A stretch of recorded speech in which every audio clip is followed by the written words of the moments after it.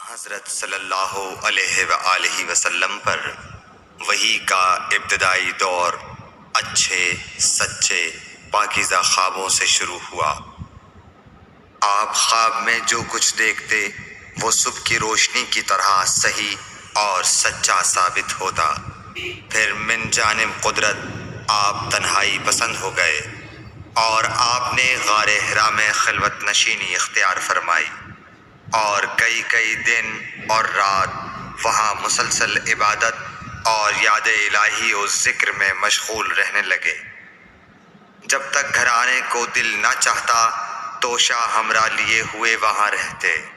توشہ ختم ہونے پر ہی اہلیہ محترمہ حضرت خدیجہ رضی اللہ تعالی عنہا کے پاس تشریف لاتے اور کچھ توشہ ہمراہ لے کر پھر وہاں جا کر خلوت گزین ہو جاتے۔ یہی طریقہ جاری رہا یہاں تک کہ آپ پر حق منکشف ہو گیا اور آپ غار حرا ہی میں قیام پذیر تھے کہ اچانک حضرت جبرائیل علیہ السلام آپ کے پاس حاضر ہوئے اور کہنے لگے کہ اے محمد پڑھو۔ آپ فرماتے ہیں کہ میں نے کہا کہ میں پڑھنا نہیں جانتا۔ آپ صلی اللہ علیہ وسلم فرماتے ہیں کہ فرشتے نے مجھے پکڑ کر اتنے زور سے بھینچا کہ میری طاقت جواب دے گئی۔ پھر مجھے چھوڑ کر کہا پڑھو۔ میں نے پھر وہی جواب دیا کہ میں پڑھا ہوا نہیں ہوں۔ اس فرشتے نے مجھ کو نہایت ہی زور سے بھینچا کہ مجھ کو سخت تکلیف محسوس ہوئی۔ پھر اس نے کہا کہ پڑھ۔ میں نے کہا میں پڑھا ہوا نہیں ہوں۔ فرشتے نے تیسری بار مجھ کو پکڑا اور تیسری مرتبہ پھر مجھ کو بھینچا۔ پھر مجھے چھوڑ دیا اور کہنے لگا کہ پڑھو اپنے رب کے نام کی مدد سے جس نے پیدا کیا اور انسان کو خون کی پھٹکی سے بنایا۔ پڑھو اور آپ کا رب بہت ہی مہربانیاں کرنے والا ہے۔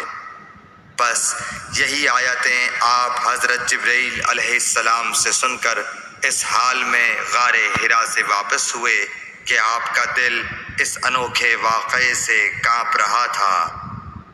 آپ حضرت خدیجہ کے ہاں تشریف لائے اور فرمایا کہ مجھے کمبل اوڑھا دو، مجھے کمبل اوڑھا دو۔ لوگوں نے آپ کو کمبل اوڑھا دیا۔ جب آپ کا ڈر جاتا رہا تو آپ نے اپنی زوجہ محترمہ حضرت خدیجہ رضی اللہ تعالی عنہا کو تفصیل کے ساتھ یہ واقعہ سنایا اور فرمانے لگے کہ مجھ کو اب اپنی جان کا خوف ہو گیا ہے۔ آپ کی اہلیہ محترمہ حضرت خدیجہ رضی اللہ تعالی عنہا نے آپ کی ڈھارس بندھائی اور کہا کہ آپ کا خیال صحیح نہیں ہے۔ اللہ کی قسم آپ کو اللہ کبھی رسوا نہیں کرے گا۔ آپ تو اخلاق فاضلہ کے مالک ہیں۔ آپ تو کنبہ پرور ہیں، بے کسوں کا بوجھ اپنے سر پر رکھتے ہیں، مفلسوں کے لیے آپ کماتے ہیں، مہمان نوازی میں آپ بے مثال ہیں اور مشکل وقت میں آپ امر حق کا ساتھ دیتے ہیں۔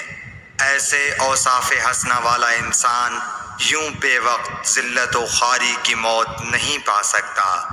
پھر مزید تسلی کے لیے حضرت خدیجہ رضی اللہ تعالی عنہا آپ کو ورقہ بن نوفل کے پاس لے گئیں جو ان کے چچا زاد بھائی تھے اور زمانہ جاہلیت میں نصرانی مذہب اختیار کر چکے تھے اور عبرانی زبان کے کاتب تھے۔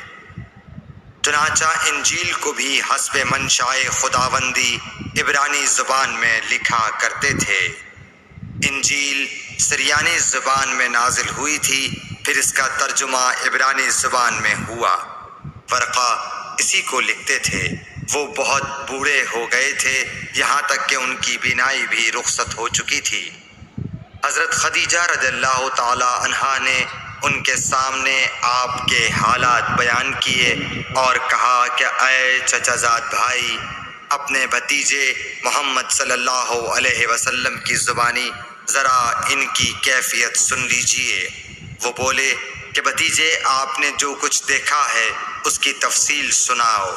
چنانچہ آپ صلی اللہ علیہ وآلہ وسلم نے از اول تا آخر پورا واقعہ سنایا، جسے سن کر ورقہ بے اختیار ہو کر بول اٹھے کہ یہ تو وہی ناموس معزز رازدان فرشتہ ہے جسے اللہ نے حضرت موسیٰ علیہ السلام پر وحی دے کر بھیجا تھا۔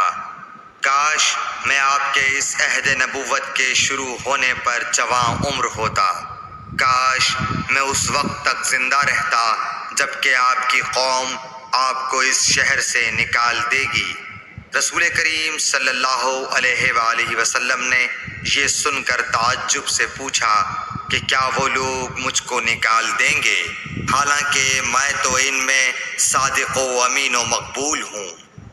ورقہ بولا، ہاں یہ سب کچھ سچ ہے، مگر جو شخص بھی آپ کی طرح امر حق لے کر آیا لوگ اس کے دشمن ہی ہو گئے ہیں۔